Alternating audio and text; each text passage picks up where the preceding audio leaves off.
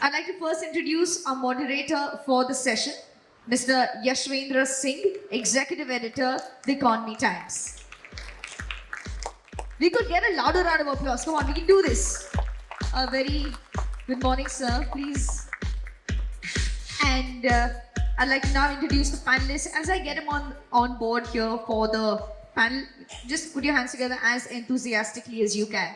Let's welcome Mr. James Grierson, SVP General Manager, Jetpack.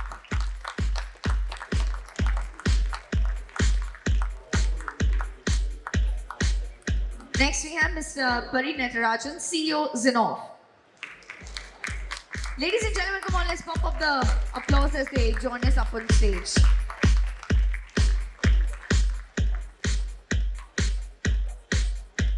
Next, we have Mr. Jasminder Singh Gulati, co-founder and CEO, Now Floats.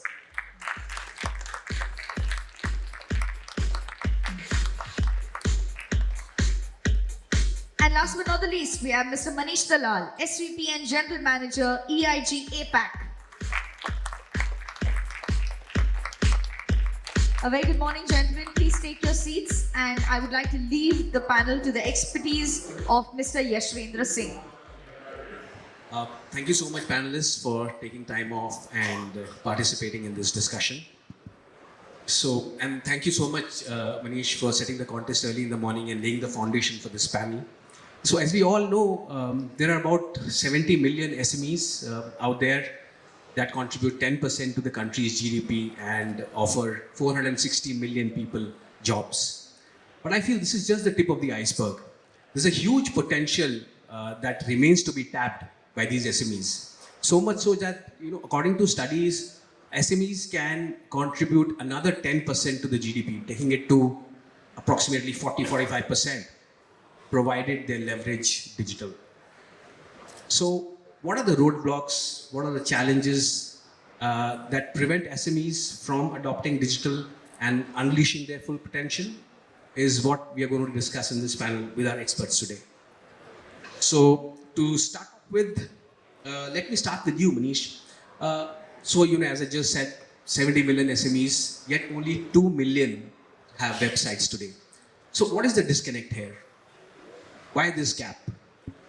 So I think firstly, the maturity cycle of SMBs coming online and using digital, particularly the kind of online tools that many of us are used to using in our industry, is much, much slower than we thought, right? Secondly, the SMBs, like I said in my keynote as well, are not self-serve, right? So it's not as easy as just picking up a website builder and building their own website. They actually need to speak to somebody, very often, a web professional in their community, in local language, whom they trust, whom they give cash to, and say, do it for me. So that process is a much slower process than simply going online, doing a Google search, finding a builder, and building it yourself, right? So that's why I think the journey online has been much slower. But that's, I think, in my view, one of the reasons. I think the second reason is also, let's look at it from the product side, right? Is many of us have tried to sell Western style products to Indian markets, which are primarily mobile first, right? And the way actually people like to pay and even consume products is very different in this country. So reinventing or rethinking the products from a mobile first perspective, a social perspective, other ways to get online is very unique. And I think Zenov has kind of talked about this in one of the reports, which is instead of wave one just being a domain and website, your wave one very often is a listing or a social page, right? And then other forms of commerce kicking in before someone's mature enough to say, I want a domain and a website, right?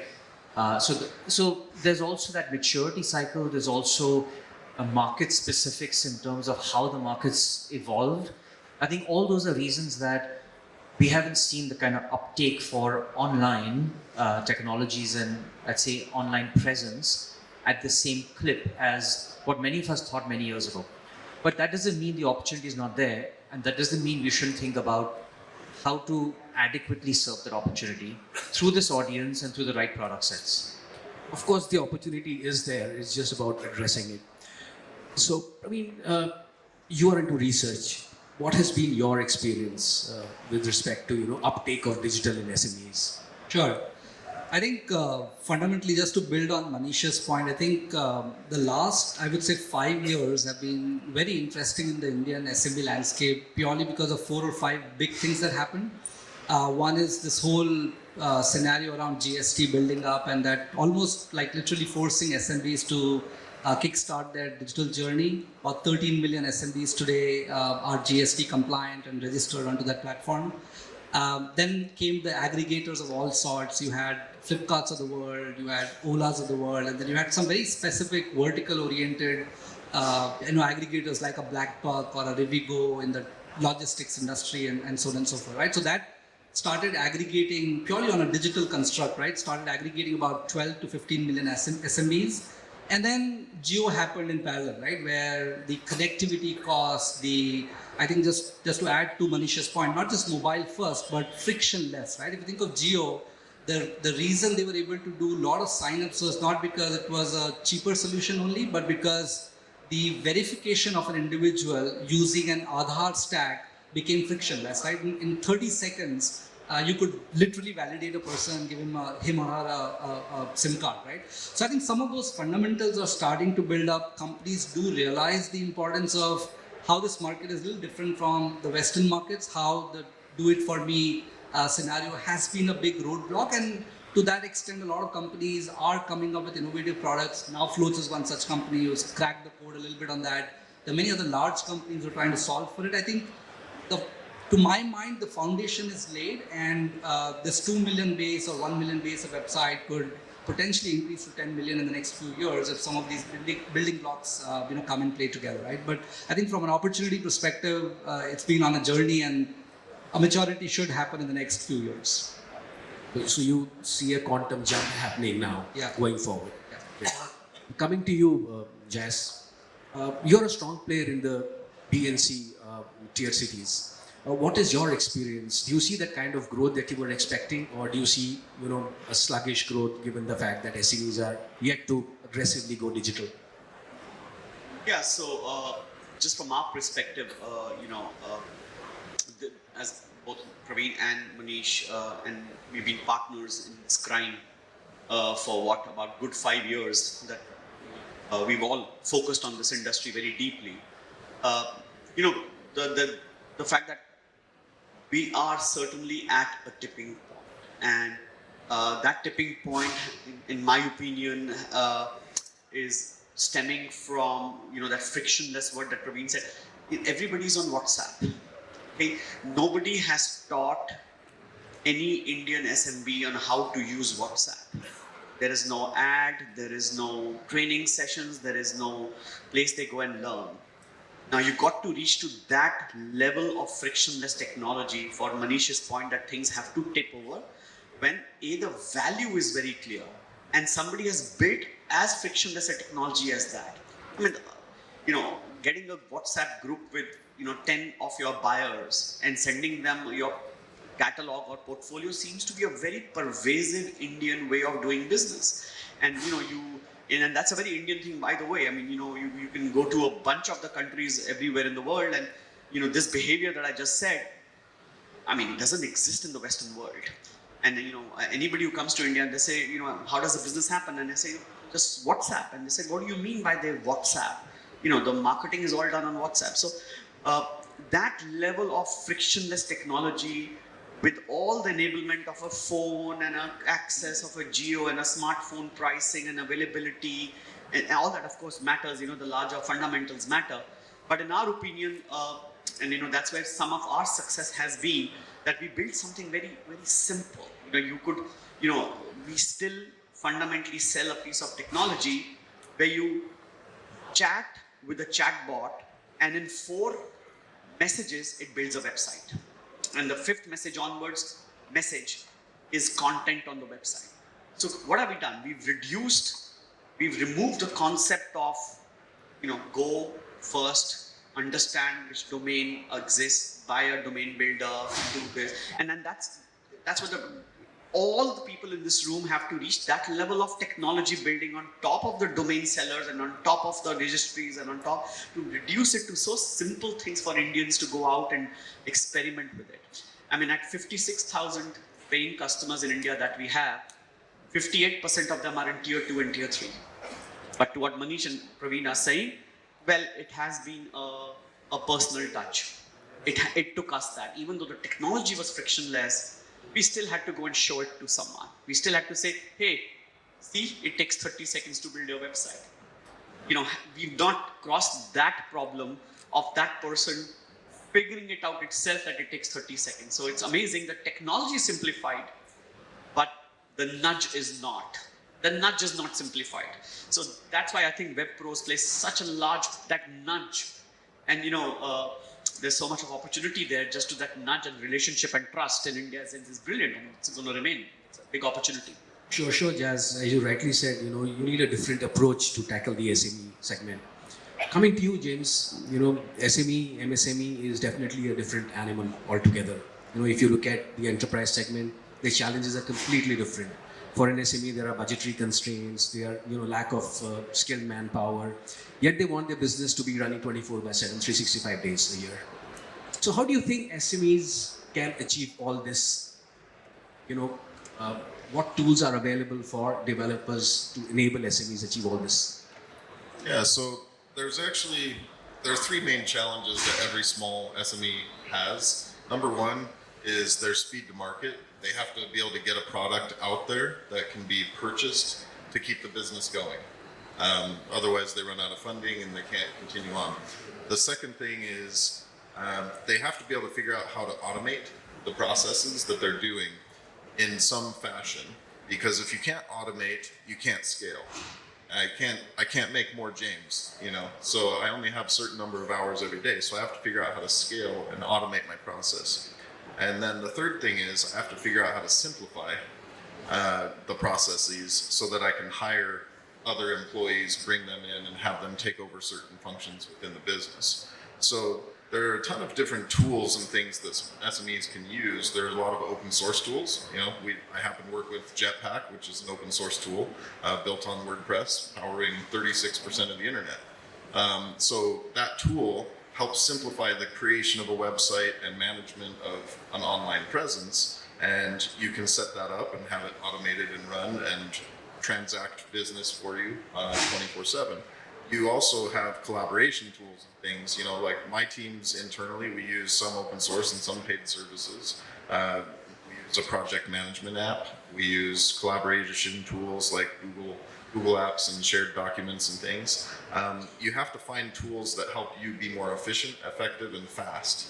It's very interesting because 10 years ago, you could take the time to create a nice package and send it in the mail to somebody, wait a week, they would answer back, and it's 2 weeks have gone by. In today's world, it has to be instantaneous. I can't wait weeks in between responses. I have to have instant communication. So the types of tools that we're looking for today are things that help us to automate. I saw up on the screen a few minutes ago, the previous speaker had a list of tools and apps that are very common today. One of the interesting ones that I've started playing with is Zapier, which allows you to automate different processes. So I can take an email that comes into my email box, I can connect that to my project management tool and have it create a notification for me to follow up on it later on. I used to have to go and do that all manually and create things in my calendar and create things in my different processes. So the tools that are available today are amazing, and they're going to continue to we're going to continue to see more and more developers creating tools to help find niche products, niche areas of the business lifecycle that they can say, hey, I can do that faster and better for you. And we're going to continue to see the freemium model where we'll give it a little bit to you for free, but then you're going to need to pay once you reach a certain point. And so those are kind of the things that I would be looking at as a web professional right now, are what are those tools that can help me do my job faster? And you have to look at it in the same way and say, the SME has the same problem I as a web professional have. So how can I solve my problems, and then how can I help them solve theirs? So it's freemiumware, open source for James. Manish, any solution strategies that you would recommend for SMEs? Yeah, I think that look, we've been doing this for so many years over years that if you look at, for instance, our reseller club platform, is that not just providing our own products and services, we've integrated with so many different third parties. Because in our mind, rather than trying to create a full solution for an end SMB, our intent is to serve the web professionals and give them the platform with whatever products and services they need, because the value add that the web professionals provide is taking the various pieces and customizing something for the end audience. And because India is so diverse, I don't think one company can do that, through one platform and through one big brand TV advertising campaign. And so I think enabling web professionals by giving them everything on a platform that they can pick and choose from, really for us has been our strategy, right? And we partner with a lot of companies, whether it's Google, Microsoft, like I showed you in my keynote, WordPress, Jetpack, in order to give them that opportunity. So that's how we think about it. It's more an ecosystem of quote unquote manufacturers and providers who are serving the service providers, who are the web professionals, who ultimately will deliver potentially custom options or applications or even websites to the end diverse SMB audience of India. I don't think it's a one fit all. Manish. So moving on, let's talk about the 3 V's, which are creating a buzz these days in the digital space. Voice, video, vernacular. Got some statistics to share with you all. So by 2021, it is estimated that over 201 million Hindi users, which form 38% of the Indian internet user base, are expected to be online, and nearly 90% of them are more likely to respond to a digital advertisement in their local language as compared to English ads. Jas, what's your take on this? So for me, those 3 V's go back to frictionless, go back to India, go back to diversity. We are a superbly diverse country. I mean, I'm not talking languages, I'm talking dialects, I'm talking about buying patterns, I'm talking about trust, the way we bestow trust on people, right? It changes with people, changes with the states. And therefore, video, we are talking right now. This can be live and I can speak in Hindi and all my Hindi audience can understand. I don't need to change my keyboard. I don't need to optimize my SEO for Hindi and English. It's just very, very frictionless. I can just, take this phone, I can create the video, I can tell that I'm selling this chair in like whichever language I'm comfortable in, because most SMBs sell locally. And therefore they will be bought. The stuff that SMB sells is usually going to be local, unless you're a manufacturing unit or an import export, so most of the stuff is going to happen locally, and local people speak the same language. So the content creation in your language is it's happened, it's done. And now new technologies, we were the other day evaluating this technology, because we do a lot of we allow people, as I said, you open the app, you take a video and it's uploaded to your website, and that's it, it's done, and it has and you can click on a button and it publishes on your YouTube page as well. At the same time, it's updating your website. But the other day we were looking at this technology, and people who understand this in this room, SEO and keywords, if you understand that, you upload a video. There are that bunch of technologies today that listen to your video, extract the keywords of what you've said in whichever language you've said, translate it, convert it into an English keyword, and shove it into your web page. If you're saying, "Ye kursi bahut achhi hai," and somebody is searching for leather chairs in Bombay, you land up to that video, and it will happen automatically. And that's frictionless. That's where you want to reach for SMBs who don't understand English, or are scared of typing in wrong English, which is a large opportunity in this country. The scarediness on typing English so that people don't make fun of me is a large problem in this country, right? People think, oh my God, my grammar is not good. People are going to make an opinion of it. Speak in your language. Ye main kursi bech raha hu, bahut achhi hai. Excuse my Hindi for people who don't understand it. But the fact that that statement said in your local language, simply put, in voice, in video, in vernacular, bunch of technologies are going to convert that into English and shove the keywords online. So people searching for designer chairs get to the same video. And of course, then there's YouTube itself, which translates anything spoken in one language to English. So you don't have to worry about translation for the person searching in English. So it's all happening, guys. This is all pervasive already. Or Jazz. Do you share Jazz sentiment, James, that these three V's would be as disruptive as he's making them out to be? Yeah, I actually think that we're already seeing that very regularly. For example, this last month I was traveling quite a bit through Europe, and I was able to use my Google Translate tool to I just open up the video screen and I can look at text and translates everything in real time for me, and I felt very comfortable going and ordering food from different restaurants and taking the trains and getting around. And so our world is quickly changing to where these tools are becoming more and more prevalent. If you're using social media now has automatic translate tools that you can turn on and just translates things. I have friends from many different countries. I used to live in Taiwan, so they all speak Chinese. Well, Chinese characters, I can speak a little Chinese, but I can't read very well. So it's great. I can just hit translate. It shows me what they've written. And what's going to continue to happen is we're going to get better at this instant translation services in video and text and sound, where there will be a day when you can literally be recording this content right now, and somebody could be watching it on a computer and it could be real-time translated in their native language. And so, like you said, frictionless is going to be more and more important, and speed. So we'll continue to see that trend, I believe, over the next few years. You want to add something? Yeah, I just to complete the loop on this, I think he talked about automation, Jazz talked about frictionless, Manish talked about platform. I think the last prong of that table is really the value chain in which the Indian SMBs operate. And about 4 or 5 years ago, we were doing a lot of analysis on the clusters in India, specifically manufacturing clusters. And one such cluster we went to was Tirupur, and it's known for textiles and what have you.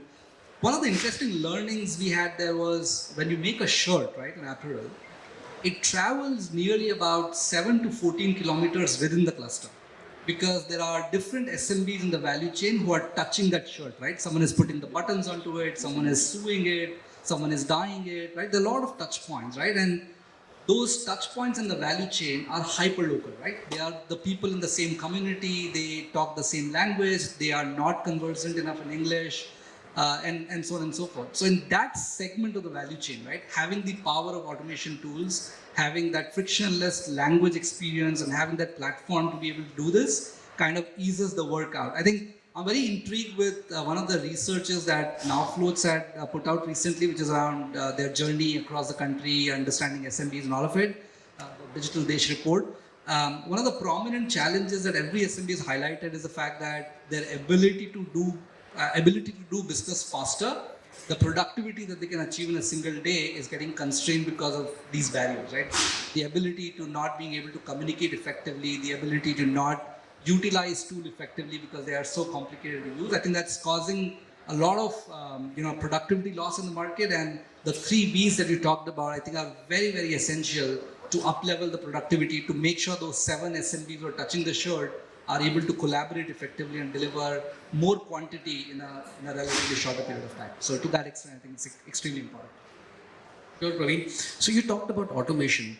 So I wanted to discuss artificial intelligence, because that's the buzzword these days in technology circles. Also a very touchy point with lots of people. So Jazz, what are your thoughts on this? How do you see AI disrupting the digital world? So, there you go. I'm happy with at least on my 2 sides are using the words that we've been coining for years. But yeah, so the AI has already happened. Okay, let's first accept that and move on. I think we are at the stage 2 of AI. It's the first stages are already built out, and AI has 2 very large factors, and let's understand that first. AI doesn't work without data, right? You cannot build anything, and then I'm going to use AI and machine learning in one breath. When I mean both of them, and both of them need lots of data to become effective, because pattern recognition is a factor of data. But I think there are 2 answers to what you asked me specifically. I think one is that still a general fear that AI is going to take away jobs. I mean, you and I discussed this earlier, and that's, doesn't make any sense to me, because it's, we all are in the tech world, and if that evolution is not going to happen soon, then we are going to be anyway jobless. So the fact that AI now has become a very fundamental enabler is a reality, right? And we are completely built on AI. I'll give you an example of what we do, and then this is where the value to this team is going to, this room is going to be. So when we first made our product, we said we give you a website, then seamlessly four interactions, website. Then we said, hey, fifth interaction onward, content on the website, done as simply as a WhatsApp. Very good. SMB said, what's the damn value? Okay, hold on. You will put content which gets you organic SEO. Brilliant. Next step. Till the point that we reached, and we have some technology called RIA, is an AI bot, which now prompts a small business on what that content should be updated for which they will get higher SEO. So what RIA does, it crawls the internet, checks out what people are searching for. So maybe in South Bombay, people are searching for antique chairs, and in certain part, other part of Bombay, people are searching for, places to sit. Same chair, but different ways of approaching the same problem statement. This is where AI plays a part. It takes in all these factors of what kind of a business are you. It absorbs that, it eats that, it understands your update, it learns that, it learns what kind of consumers you get, it learns your location, it learns the topicality of your business, it merges all that and then starts suggesting the business that for your business, this is the most appropriate update, which will lead to more consumers coming to your website, because we believe that people in your part of the world search for this versus this. That's AI. Now, what have we seen on top of it?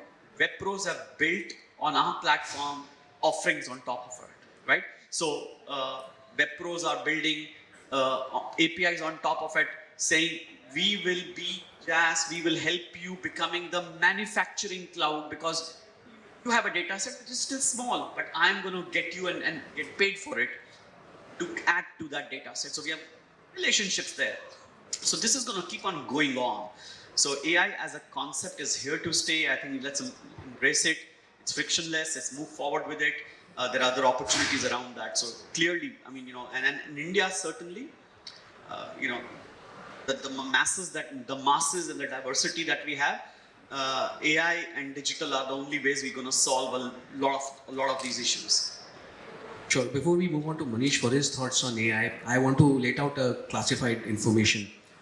Jazz, by the way, is one of the first AI graduates in India. He passed out from Bombay University in 1994. In AI, and hold on, you should clap. And I was telling you, I topped this university. You can clap now. And because? Don't ask them that, yeah. I was the only person who sat for that exam. Because there were two people who sat for that exam, and the one guy had, what is in Bombay called KTs. He couldn't sit for the exam because he had last semester problems. So I'm the only one who appeared in the exam, but you know what? I topped it. Great. So, great. So moving on, so what's your take on this? Is it going to be man plus machine replacing man? What's your take on this? Yeah, I'm not going to talk about all of that, but I'm going to actually bring it back to SMBs, right?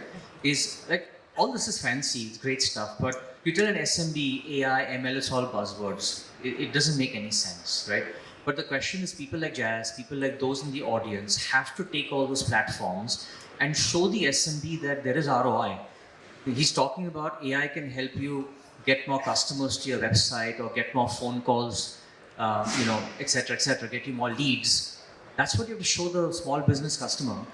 You can't give them fancy things about, I'll do AI for you and you'll get more leads. That's all, SMBs don't believe all that. They actually have to see the money, rubber meeting the road, or new customers or something. So all that complexity has to be taken care of by this audience and develop that simplicity to the SMBs and show them the ROI. Otherwise, an SMB is not going to give you the money. So our website all would be jargons for them. Our website doesn't use the word AI. It doesn't use the word AI on our website. It's just not that. That's the point I think he's making. We are completely AI driven, right? Completely A to Z, but it's not on our website. That's why we sometimes get accused that, why is this not on our website? And we said we haven't made our website for investors. We made our website for people who can understand what we are doing, and we still do a shoddy job. The only time they talk about AI is for investors, and when they go to Bangalore to meet all that tech crowd in Bangalore and NASSCOM and all these people who just talk tech, who don't actually understand how the business people on the ground work. I'm sorry to say, but I've gone to enough of those high-tech conferences. Very valid point, Manish. Okay, great. So moving on, Praveen, specifically talking about web professionals, where do you see that next opportunity for them if they want to, grow from one orbit to the other? Where is that one area that they need to focus on? Yeah, actually, like I said initially, right, from an opportunity perspective, we are just starting to unleash the market, right? I mean, from a DPR perspective, from any matrix that you look at, India is kind of underserved, underaddressed, huge potential from a headroom perspective, right? I think the way I look at opportunities in two buckets, right? One is how do you protect and enhance the core, right? So the pros are in the business of doing domain names, website hosting, a little bit of SEO, SEM, and digital marketing, some bit of reselling, right? So continue to do that because the market is just starting to explode, right? The market is coming through the waves of maturity, and as the market matures, the demand for these products and solutions and platforms is going to continue to increase. I think the other thing, and relating it back to my initial point on how some of these aggregators have initiated the digital journey for the SMBs, but if you look at the value chain between an aggregator and an SMB, think of Ola, Oyo, all of these guys. There's a lot of friction in the market, right? Because SMBs have realized that while they've got onto the digital bandwagon, they are really not getting the value in terms of revenue or scale or even understanding how to do digital business, right? So while the kickstart or jumpstart has happened on digital, I think going forward,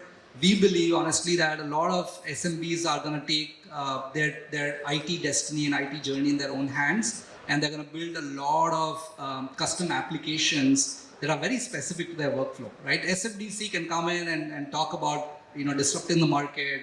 Microsoft can make a lot of attempts, but like Manish said, if you're going to deploy your global playbook to India, you're less likely to succeed, right? And that's the nuance that the market hasn't really figured out, and SMBs are very impatient, or they will become very impatient to solve for those use cases. So we believe that a big application development, specifically mobile-based application development market is about to happen. We have taken a shot at sizing that opportunity as well. I think about $500 million of minimum opportunity exists in the SMB base as we go forward. So taking that as a dimension, right, enabling customers to build those applications, point solutions around location intelligence, for example, or taking the AI point forward, just a simple camera-based app to this Tirupur textile manufacturer, just zoom in onto the apparel and identify quality of that apparel that he or she has made, are great point solutions that existing ISV solutions are not going to help, right? So web pros will have a lot of opportunity, a minimum of $500 million to $1 billion worth of opportunity to build these point solutions for the market in the next 3 years, and that I think is a very, very big opportunity. Again, it doesn't come without challenges. Web pros, while 50% of the web pros in the market today claim to have that capability, but they also compete with a lot of IT services companies in that segment. So enabling SMBs to identify the right use cases, even building repeatable IPs themselves, right? To training their engineers and teams internally, I think are going to be very important elements to go acquire that opportunity. But so as to the opportunity is concerned, I think both in the protect the core and innovate the new, I think both buckets are pretty large given where India is today and how the maturity is starting to happen in the market. Sure. So we are running out of time. So one final question before we open up the floor for Q&A from the audience. So the same question to everybody here on the panel. What trends do you see in 2020 that the audience, web professionals need to take note of and be prepared? So looking into 2020 for web professionals specifically, I see a lot of new services coming to help you manage your business in a better way. with all of the different technology partners that I'm working with today, we're all trying to solve the same problem. How do we make it simpler for you to manage the products and services from that huge list of available applications and things, and make that simpler for you to manage for your customers? Many web professionals are handling multiple accounts. You know, I met with somebody this morning who has over 100 customers, and if they have to log in 100 times to all the different services to manage them for their customers, it gets too taxing on them. So I think you're going to start to see some aggregation of management tools that allow people to take care of those services and make it more available for the web professionals. Sure. From my perspective, I'd like to think of it with a framework of 3Ds. So basically, it's all about disaggregation. So, disaggregation from the aggregator platforms and taking control of their own destiny, the point I made earlier. The second important thing, and without going into the jargons of it, I think data is going to be a very important asset that both web pros and the SMBs are going to leverage in the way that they do business. And I think that segment, the opportunities and how you analyze and aggregate and collect data is going to be a very important bucket as well. The third D I would like to think of it is how do you distribute and price technology, right? How do you enable SMBs, and from an endurance perspective or from that ecosystem perspective, how do you enable web pros to access technology in a quicker, better, faster, cheaper way and distribute it to the mass market? Is going to be the other D. The last dimension, probably, if I were to add another D into it, is Darwinism. So survival of the fittest. I think the opportunity is going to be great, but the community is very large. It's vibrant. There are 100,000 web pros in the country, but people have to make investments in those categories that I talked to you about to unleash the potential they have, right? So that's the fourth D, I would think, will shape up how 2020 and beyond looks like from an Indian context perspective. Very nicely put up, Praveen. Jazz, final comments from you. Sure. So from a trend spotting perspective, as Praveen mentioned, we have a small initiative called Digital Desh, and we are extremely fanatic about finding customers, meeting them, and documenting their narratives. And some part of our teams has now traveled across India 3 times over. I think we're about to launch our 8th report on what we see as trends coming from SMBs. So we actually drive about across the country, and a lot of people love to do that job for us because it's free travel and free booze and free accommodation across the country. But we pick somewhat senior people who are at a certain level in their understanding of this trends, and we send them across India and actually go and spend a fair amount of time with small businesses to understand. So the one thing I would leave this community, what we have noticed in this 3 years of traveling the country 4 times over, is that, and I'm going to speak in Hindi because it's vernacular and it's video and it's voice. The digital में जिसको खून लग जाता है, जिस small business को digital का खून लग जाता है, वो बंदा फिर सब कुछ करना चाहता है. Which means, essentially speaking, that one trend that we have spotted is that the average Indian SMB, when he starts getting the fun and the ROI of digital platform which they have never used before in their life, then they go all the way out. We've seen people take huge amount of time to become digital, but once they have got their first website and the first web pro has met him or her, then they want to be on Facebook, they want to be on Instagram, they want to be on TikTok, Snapchat, they want to have their YouTube channel, they want to bring a blogger in, they want to, they want to sell on Amazon, they want to be on Urban Clap, they want to, then they go all the way out. So we haven't really seen, and that's the trend next year, the opportunity for web pros, the opportunity is to be a trusted advisor to a digital company and see the fun and just watch the fun. The 10% of your businesses who get it are going to become your 90% of your business. And that's going to happen next year because they want to go all out. Once an SMB wants something, they want to go digital, they want to go all out. That's going to be a huge trend. It is going to be a trend, what we call the and trend, not the or trend. You want this and this and this and this and this, and not, oh yeah, I'm just have a website and I'm fine. No, you're going to help them all the way. And web pros play the largest part of that, using different hosting partners, different techniques, and social media, and that's going to be very critical next year. Including Yeah, remarks so from I'll Manish. just actually be a little brutal and talk about the disruption that's happened, right? You talked about aggregators, you talk about closed wall gardens like Facebook, right? You talk about aggregators like Amazon. I think the lowest end of simple online presence and discoverability, in a way that business is being disrupted and taken away by these aggregators, right? And so web professionals have to upskill and move up the value chain and do more things beyond what an Amazon or a listing service, a Just Dial, or whoever can give you, right? And that's the question you were also asked earlier: is why aren't websites growing fast enough? Part of it is also because you've got a few large companies with walled gardens, and in their closed gardens, who don't like to work with anyone else. They want to only work in their ecosystem. If they're going to disrupt the low end of the market of web presence, web pros have to actually upskill and do more. This is the and, right? What else can they provide to a business owner, whether it's more complex web presence solutions across different platforms, digital marketing, custom web apps, mobile apps, all of those things. And actually, that's what we see a lot of our customers, a lot of our web pro customers doing, is they're doing much more things than simply just building a basic website, right? And that's the trend for this audience, which has to keep going, because you can't stay at the bottom of the value chain. Great, gentlemen. Thank you so much for those lovely inputs. We'll open up the floor for Q&A from the audience. Sure. We also have a mic, so if you could just raise your hand, we shall pass the mic to you for your question. The gentleman in the blue. Yes, please. Can you please pass the mic here in the center?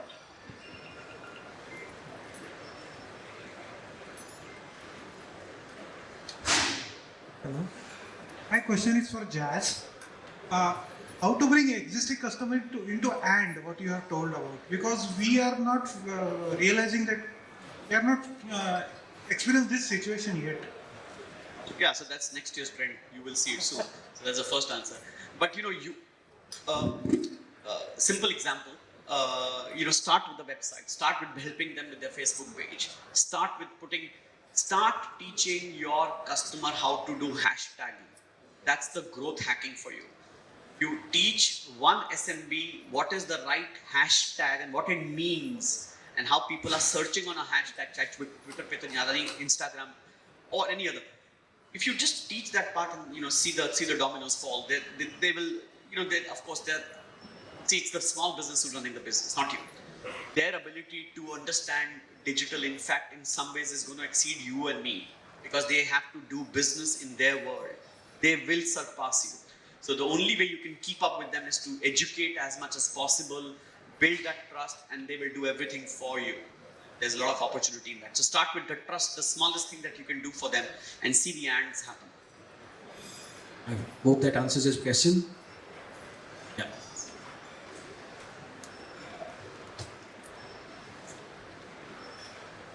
Is it on?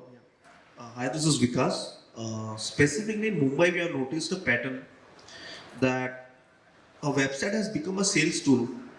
So when we are pitching a website to a customer, his major concern is kitna return mein aayega.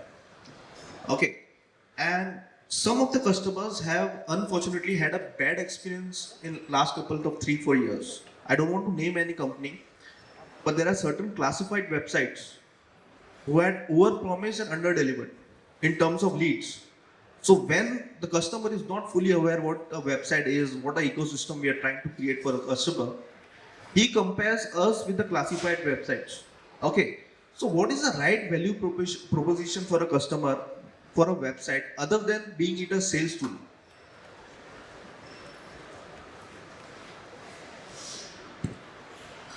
Yeah, so you're talking about my business everyday thinking. This is what we do. So just a slight clarification, we as a company, we only build business websites. We don't do personal websites. So which means we are very much in this world of ROI, SMB, and leads. That's the business that we are in. Unfortunately, I have to use the word leads, and that starts comparing what we do with a classifieds business, a large classifieds business. That's just unfortunate, because again, this is the training that our SMBs have had. You bring Amitabh Bachchan on TV, and you win the game, right? Therefore, the next, the new chappy, Shah Rukh Khan, he's also not new. MS Dhoni, yeah, no, that's a wrong word.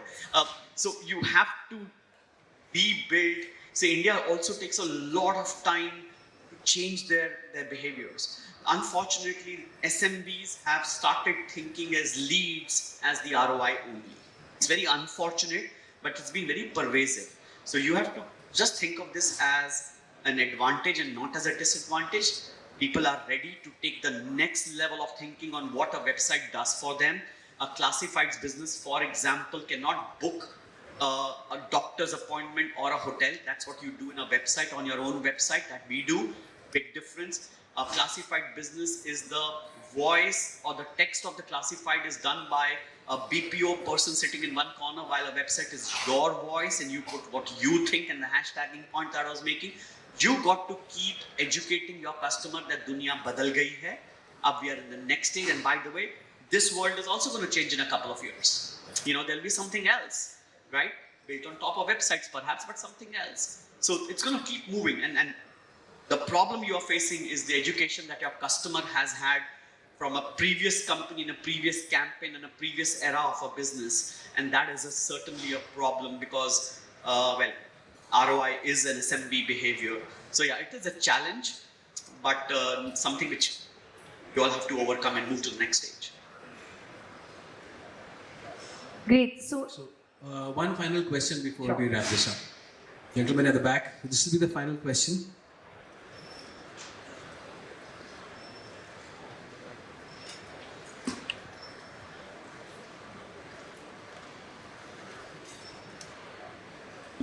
Very good morning all. This is Shubh Thakre. Actually, I have two questions with three of people. James and Mr. Manish. Actually, I am facing the issue with the team management. So, how to build an enthusiastic team and how to grow our business with the proper team. And another business to the Mr. Yash. Actually, you are already surrounding with the different kinds of content actually. So, how to get a proper content from our mentors or our business guide or somebody's. I'll discuss this offline with you. Let the experts, address your queries. Basically, he wants about team management collaboration.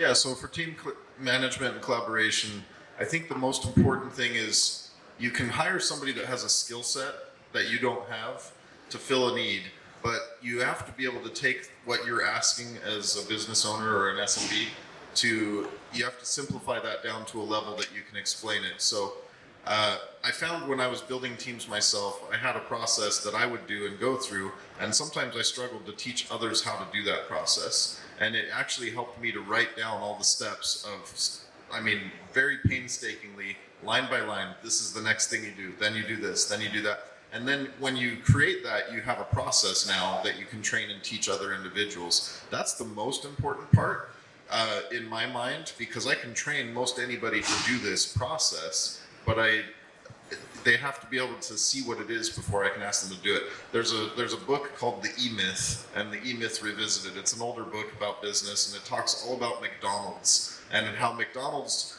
the secret of what they did is they made it very simple to make a hamburger taste the exact same no matter where you go, because you put on this thing, then you put this thing, then you put this thing, and it just made a simple process that they could replicate across the world, and now they sell the most hamburgers of any company in the entire world. So that's what you have to do, is to create scalability, you have to create process, and that process has to be simplified to the lowest common denominator that you can teach somebody to do. So if you're trying to scale a team, that would be my advice for you, is to figure out what those processes are, document them very well, and then create a way to train others to be able to fulfill those. I think I'm going to go a further up from process. I'm actually going to go with strategy and vision. And have you read the Simon Sinek book, Start With Why? Most of you must have read it. But you have to always help your employees understand the why of your business. If you're the business owner, you hire a bunch of employees, is this a job for them? So how do they connect with you and your vision, your passion, and stay a loyal employee for a long period of time, right? One is you teach them how to do things, but really help them understand why you're doing what you're doing, so they're part of the journey with you, right? I think that's how you build trust and loyalty, especially in today's day and age, where people with tech skills will keep moving just for the next 10% more paycheck. That's happening everywhere, right? So I'd sort of go a little upstream and say, start with why, share your vision, your passion, let them actually be part of your culture, and then put the processes in place so they know exactly how to do what you want them to do. But you start with the why. Thank you for being so patient, listeners. Thank you very much, panelists. With this, we would like to bring the session to a close. Thank you very much.